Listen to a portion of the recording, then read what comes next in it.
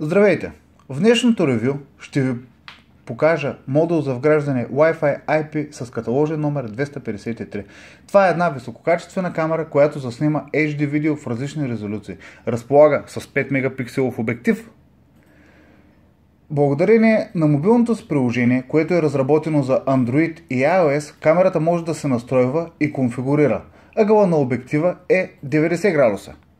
Като можем да я предложим същата тази камера и с по-широк обектив, а именно от 140 градуса. Резолюцията на видеото е избираема. Можете да избирате между 1080p, 720p и 480p при 25 кадра в секунда.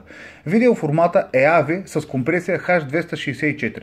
Разстояние на стартиране на детектора на движение е 6 метра в права линия. Камерата заснима при минимална осветеност от 1 лукс. Капацитет на батерията, която получавате в комплекта, е 2700 мАч, като продължителността на запис с тази батерия е над 4 часа.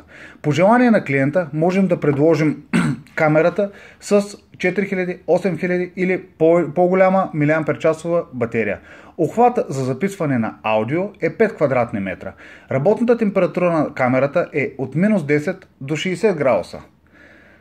Камерата поддържа до 32 ГБ външна microSD карта памет, върху която се записват видеофайловете. Размерът на видеофайловете зависи от разделителната способност, която сте избрали. Камерата може да предава видео в реално време директно към вашия мобилен телефон, компютър или таблет. Също така, друга много полезна опция е отдалечения контрол. Това означава, че можете да гледате, сваляте или изтривате видеофайловете, които са съхранени на SD картата, без да имате физически достъп до устройството. Този модул е много подходящ за вграждане в различни предмети, защото за да го вградите е необходимо да имате кухина и дупчица от 2 мм. През дупчицата от 2 мм трябва да се показва така нареченият пинхол обектив. Обективът е свързан с камерата посредством 10 см лентов кабел. Също така, неизбежна част от камерата е антената или така наречения Wi-Fi модул.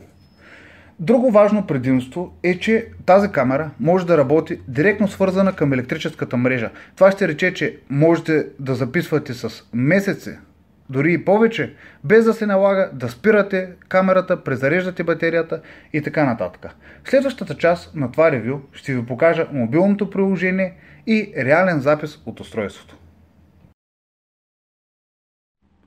В тази част на ревюто ще ви покажа как се работи с вече конфигурирана и свързана към интернет Wi-Fi IP камера модул за вграждане с каталожен номер 253. Настройката и конфигурацията става изключително лесно. Всичко е описано в много подробната инструкция, която ще получите заедно в комплекта, която е изцяло на български език. Цъкваме на иконката за настройки и отиваме на Advanced Config. Тук, както виждате, имаме доста опции. Едната от опциите е Alarm Config. Тук може да се конфигурира детектора за движение, дали да ви прави push-up notification на телефона или с други думи телефона ви да пищи, да ви изпраща снимка по имейл, по FTP и така нататък. Следващата опция е Wi-Fi Config. Това вече сме го направили, защото вързахме камерата към интернет. Тази стъпка е много подробно описана в инструкцията, която ще получите в комплекта SD Card Record Config. Тук имаме няколко опции. Да изберем кога да записва, да не записва, изцяло на аларма и постоянно. В случая ние сме избрали само на аларма да записва, когато засече движение. Отдолу резолюция имаме опция между HD, висока и нормална. И следващото е File Length in Minutes от 1 до 60 минути. С тази опция избираме колко дълъг да бъде всеки един видеофайл. Това ще рече, че ако изберем една, както е в случая, 1 минутка и пред обектива има 10 минути движение, ние ще имаме 10 файла по 1 минута. Sound Record избираме дали да записва звук и Loop Recording, тази опция е много полезна. Тя в случая представлява, че когато картата се запълни, SD картата, вие ще можете, ако я изберете, камерата автоматично върху старите записи ще записва нови. И никога няма да имате нищо изтървано. Следващите опции са Time Setting, тук си настройваме часа и датата, които ще се показват на видеото, може ръчно да ги настроим, може да си изберем часова зона. Имаме email конфигурация, FTP конфигурация, така нататък и Change P2P Access Password, също е много важно, тук се сменя паролата и Device Reboot, за да рестартираме устройството. Накратко, това са опциите за конфигурация, много лесно, всичко е по системата Click and Go. Натискате го и то става. Сега виждаме, че нашата камера е онлайн, цъкваме върху нея, когато се пуска за първи път нашата тестова камера и паролата не е сменена, е паролата по подразбиране. Приложението ни напомня, че трябва да сменим паролата от съображения за сигурност. В нашия случай ще изберем Skip, но вие трябва да изберете Change. И ето в момента виждаме как камерата снима.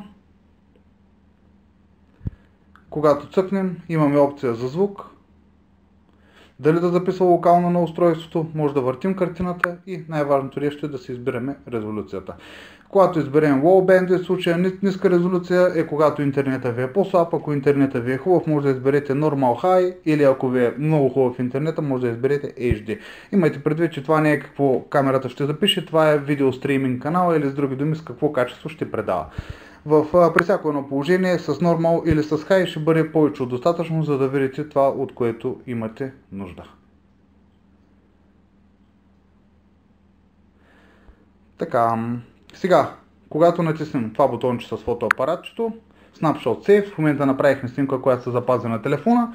Когато натиснем камерката, Recording has been started. В момента записва видео на нашето мобилно андроидско устройство, което по-късно ще можем да прегледаме. Така, за да спрете видеото, просто цъкнете на иконката пак, Recording has been stopped. Сега, когато се върнем в приложението и отидем на Snapshot, ще видим въпросната снимка, на Record ще видим видеофайла и тук можем да изберем дали да гледаме видеофайловете от SD картата, смъкнатите, тези, които се смъкват или локално. Както вече споменах по-рано в нашето ревю, тази камера може да се командва изцяло дистанционно, като нямате нужда от физически достъп до устройството. Тук ако изберете опцията, която е Remote SD card, ще ви покаже всички видеофайлове, кога са заснети, какъв е размера и така нататък върху SD картата, като вие ще може да ги даунлоудвате, да ги триете и да ги гледате, ако имате хубав интернет, разбира се, в реално време. Тук Alarm ще ви покаже всичко, което е заснето фактически при аларма.